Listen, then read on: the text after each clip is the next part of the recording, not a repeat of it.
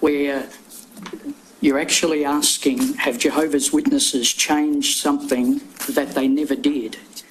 So I think where the confusion comes in, and Mr O'Brien has nicely explained that if somebody chooses to take a different course and remove themselves, disassociated, that's a matter for them. But victims of child sexual abuse are not shunned. There's no evidence. Unless they disassociate, then they are. That's the point. Well, but again, what you're suggesting there is that the congregation makes a decision to shun a victim. If a victim or a survivor makes that decision themselves, then they understand the implications. There's not a situation where someone has disassociated because they're a victim of child sexual abuse, but we just wanted to make that point again. I think the real issue is that for some people, the circumstances will be such that they just can't stay, and they will find it necessary for their own survival, effectively, to disassociate. But the consequence of that is they are shunned and lose all of their prior social structure. That's the issue. And you heard the evidence that some people gave about that issue. That's the problem. If I could, Your Honour, with respect... That doesn't happen in other parts of society, generally. Again, Your Honour, with respect, and I certainly don't want to be protesting a point... Say what you believe to be true. Thank you for that. The Commission has consistently, and we respect the right of the Commission to draw the conclusions and Council assisting, but the Commission has consistently failed to acknowledge that individuals who want to leave the organisation of Jehovah's Witnesses, no longer be an active member, can do that by conflating someone choosing to no longer be an active member and someone specifically disassociating themselves, saying, I just don't agree with the organisation anymore, I don't want to be a part of it, are two totally separate things. And again, with respect, we just make the point that was inherent in what I just put to you, but the consequence of dissociation, as we understand it, is that that person will be shunned, and that means they lose contact with family, friends and everyone else who remains inside the Jehovah's Witness organisation. Is that right? Again, Your Honour, the person... Your colleague is nodding. Is that right or not? Well, because you've said disassociated, Your Honour, but he or she can choose to be no longer an active member of the congregation. I understand that, but if they are so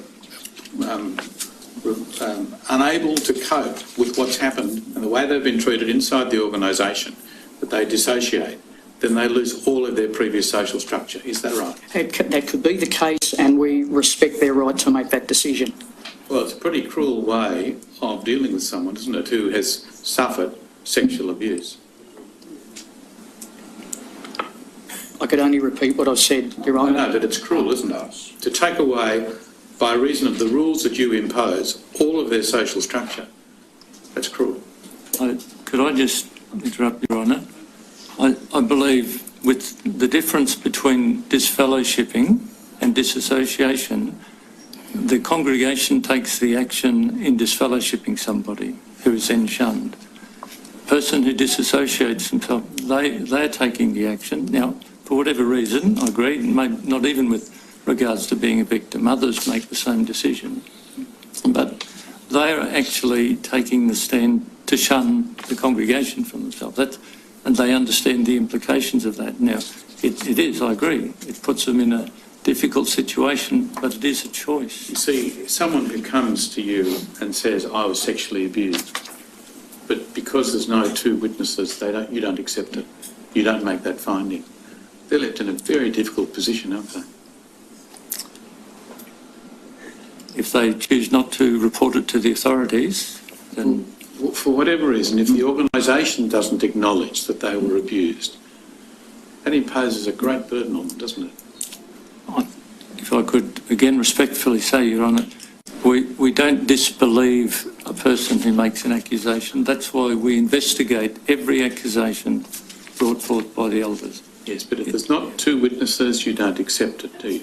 Because scripturally we're not I know. able to. I know. And that, you would understand, can be very, very distressing for someone who has come to you with that complaint, can't it? Certainly.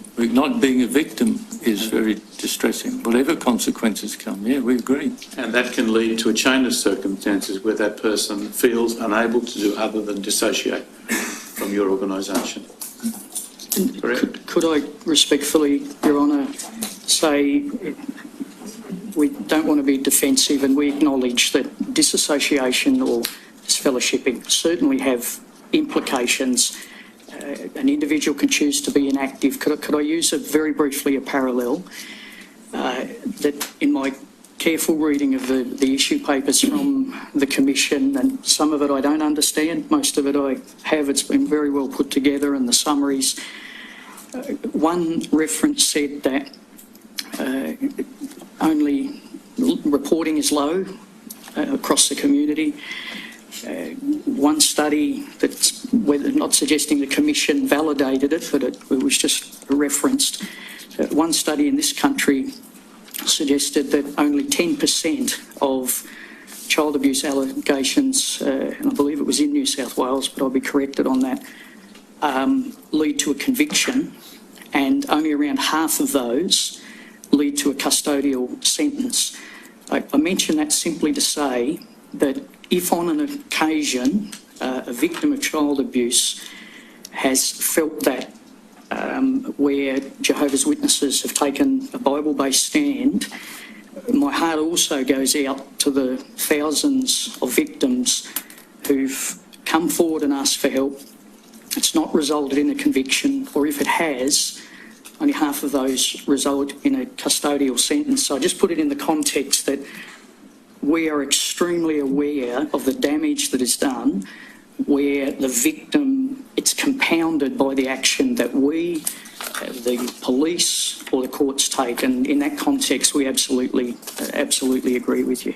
I understand what you say, but can I just ask you this simple question? Why is it necessary when someone feels that they can no longer abide the organisation and has to dissociate, why is it necessary to shun them? Why can't they keep having social contact with those people who happen to remain in the organisation? Well, I'd say again, and we're going to appear very repetitive, I apologise, Your Honour, but the individual can choose. Why is it necessary for the organisation to tell all of its adherents, you must shun that person? Because the individual has not taken the decision to no longer associate or to no longer be involved with congregation activities, which is their right. They've taken the decision to say, I'm shunning the congregation, I'm no longer a part of the congregation, I put it in writing. So the individual takes that action, and we understand the implications. When someone is disfellowshipped, the congregation takes that action. So the individual does not need to put themselves in a position where they're shunned. They can walk away, they can go to another congregation. That's their personal choice. But we understand and agree with the point you're making, Your Honour. Well, you haven't answered the point, but we'll move on. Answer the question, Mr. Spence. You have not answered his honest question. His honest question is, why is it necessary to shun the person who disassociates? And before you answer, let me clarify one thing. The person who disassociates, both you and Mr. O'Brien have now said it, you said that they shun the organisation. They don't necessarily at all. You're talking about someone who just doesn't want to be part of it anymore. They still want to have their friends, their family, and everything else, their social network. So accept that kind of person, but it disassociates. Now, why is it necessary to have a policy that everyone else must now shun them?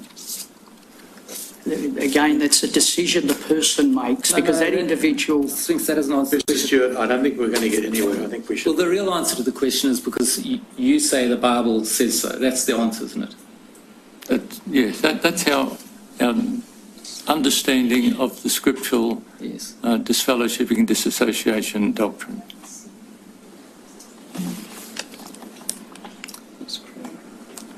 I should just say also that in relation to the point that Mr. O'Brien, you made, and Mr. Spinks as well, I think, and that's that a person can become inactive without disassociating and in that way not be shunned. Now, without going through that evidence again. I just want to say to you that that's highly contested by a lot of people as to whether that is possible. I know you say that's the case. A lot of other people say it isn't. I'm sorry, I misunderstood, but The simple point is, and I'll let you respond, but I'm not going to go down this path we went down it before. The simple point is this: a person who does not want to be active in the organisation anymore, in order to avoid being shunned, must disassociate. There isn't a category of membership of inactive and nevertheless welcome. Sorry, Mr. Stewart, that's... I know you disagree. That's Well, fine. when we've put it in print, I mean, The only point I'm making is that that's not accepted. again, and I apologise, Your Honour has said we're repeating the point, but we have a very clear understanding of the difference between someone being inactive, no longer an active member of the congregation, and someone who takes a decision to disassociate.